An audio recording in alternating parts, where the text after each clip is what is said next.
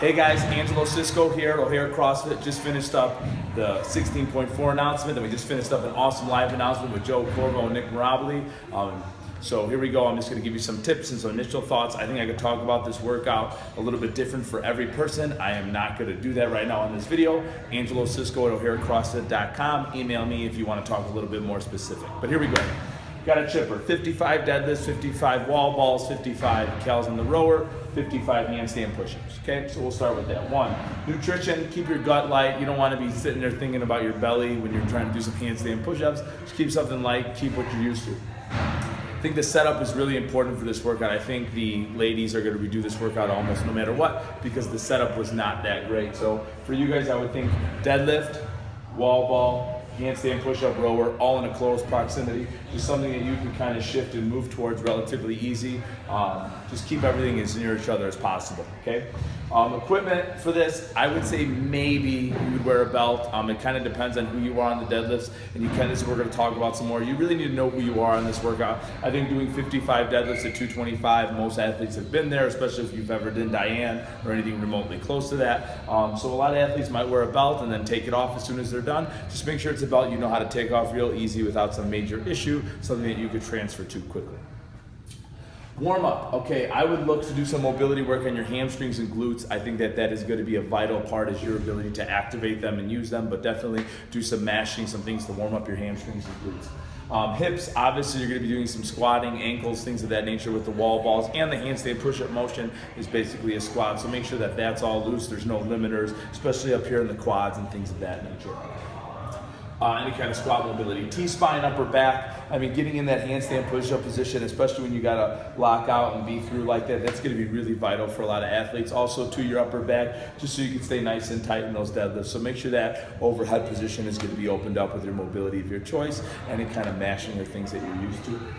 Wrists and forearms. I think if there's anything we learned about CrossFit this open is that you better learn how to hold on to stuff, right? I mean, so your grip and everything like that, not tensing up and different things of that nature, make sure this is all loose. Also, to get in the handstand push-up position, a lot of times when our wrists and our forearms are jacked up, it's really difficult to get in that wrist and different things of that nature, and it's gonna cause a crappier hand position. So make sure that you're loosening up different kind of holds and stuff like that for your forms of this. On the activation side, I would go active straight leg raise, monster walk, single leg Romanian deadlift. Get those glutes firing, get everything ready to go back there because you're going to be drawing on those a lot and make sure they're ready to go.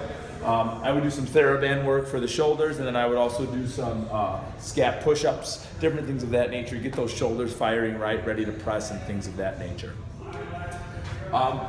Overall, after that, I really think the warm-up for this workout is just feeling out your weights for all these movements, feeling them out, going through quick cycles of that. I don't think this workout needs a huge kind of warm-up like that. Obviously, you're going to keep moving through things. If there's something that gives you trouble, try not to do so much volume with it in the warm-up, but you really need to feel out, you know, that weight on the deadlift and the wall balls and things of that nature. But I wouldn't waste so much time in this workout just because as soon as you get through the wall balls, you're going to get on that rower anyways. You're going to be definitely warmed up by then through the deadlifts also. So just make sure that you're just feeling out the movements, but I wouldn't say that you need to do a standard pacing warm-up for this workout just because the numbers are so big and it's not going to be worth your time.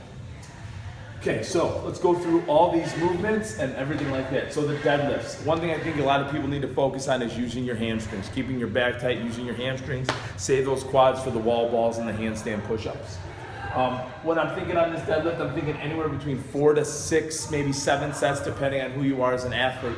Like I said, most of us have done Diane, things of that nature, so we should have a good idea of how nervous taxing these deadlifts are. So just make sure that you're planning something according to you. If you're a stronger deadlifter, I'd probably go 15-15, 10-10-5. If not, something around that area, guys. I think we should all have a decent idea of that. This workout is going to be one of those big ones for depending on the pacing. Wall balls. I put a smiley face next to the females. They love giving you guys 14-pound wall balls, still at 9-foot targets, so enjoy it while you can. If you're a strong female in the wall balls, I would definitely say 1 to 2 sets here. Just knock them out. If you're somebody that really crushes Karen, just go get them broken. For men, it kind of depends on who you are, right? So I look at this workout like this. Usually the person that's going to be really good at the wall balls is not going to be really, really good at the handstand push-up, right? They're two different body types usually. One's a tall guy, one's a short guy that does that. So if I'm really good at the wall balls, I'm going to probably go maybe 2 to 3 sets here just so I can save my shoulders. You might need to go 3 to 4 sets if you're a shorter guy, but you got to kind of play this out, like I said, on who you are and also how the handstand push-ups are or aren't for you. On the row, females, I'd like to see around 800 to 950 watts. Males, 1,000 to 1,200. I think that's really important to kind of know where you are with that, but right around those numbers, I would say. I would even say that this is a little easier for men. I would say up to maybe 1,100 to 1,200.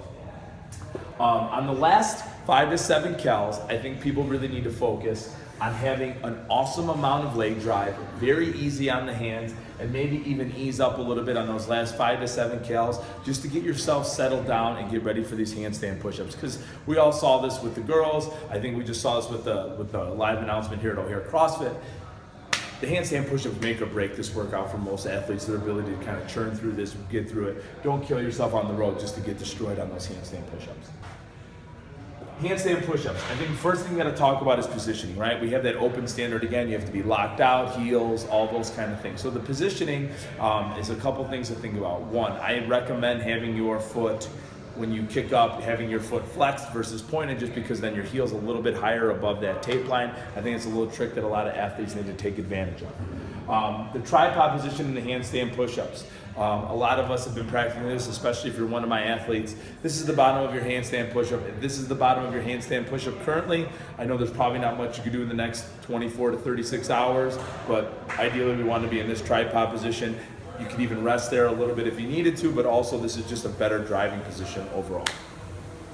Your kip. I think you need to understand that this kip for most athletes, unless you're a handstand push-up ninja and you're gonna knock this out in 3 to 4 sets, I think a lot of us are gonna need that big full kip. So really be focused on that leg, doing as much as your work, pulling that leg in as much as you can and really getting a lot of drive out of it, especially in the early sets when you might not think you need it as much, because it'll really preserve the shoulders. Make sure you're squeezing your butt, extending really hard, locking out your arms.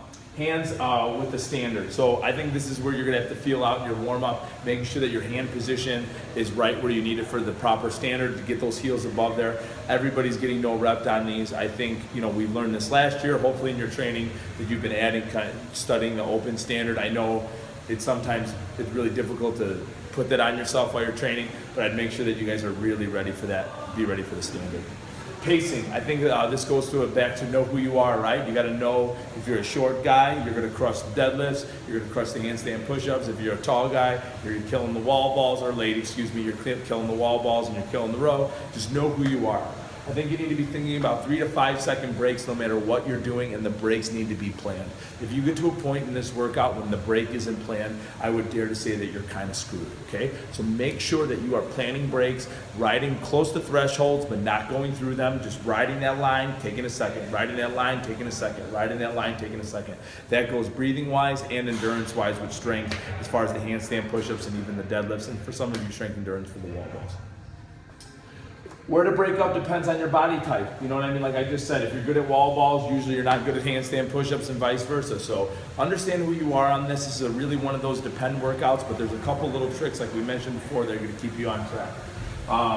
We mentioned the cals on the rower. This is one trick that I really like to do in the warm-up. I recommend everybody does it. Chalk the crap out of your hands before you go and start this workout. Kick up and practice a few of the handstand push-ups, so when you're tired and you get off that row, you know exactly where your hands need to go. Because a lot of us are going to try to go wider because we're a little fatigued and maybe we're tired. And this wider position, although it may be easier for reps and a shorter range of motion, it means that your feet aren't going to be as high. Chalk the crap up out of there. Make sure you know exactly your distances, right? How far is the farthest you can move your hands while making the standard. Do that during the warm-up. Chalk up your hands like crazy. Put it on the mat or whatever you do for your handstand push-ups so you know exactly where your hands are. Hand placement, okay, start, adjust, keep going, good. Tomorrow morning I'm going to be doing this workout relatively early. I'm going to give you guys some feedback on that as soon as I'm done. I got some people doing it all throughout this day. My Snapchat, Angelo Cisco, Ange1283 is the name. I know that's my crappy ghost drawing. Cut me some slack. I mean, I don't know what you guys want. I'm not an artist. But yeah, add me to Snapchat. I got some stuff going on like that. We're going to keep announcements throughout the day. If I see how people could be breaking this up a little bit better, I'll be make sure to post some stuff on there. Good luck with this workout, guys. I think a lot of times with one of these workouts like this is just you got to try to keep moving, and how you keep moving is up to you. Either sets of 5s, 10s, 15s, whatever up to you is going to be, depends on who you are as an athlete and how you function best throughout this. Let me know if you have any questions. Thank you so much for watching. Bye-bye.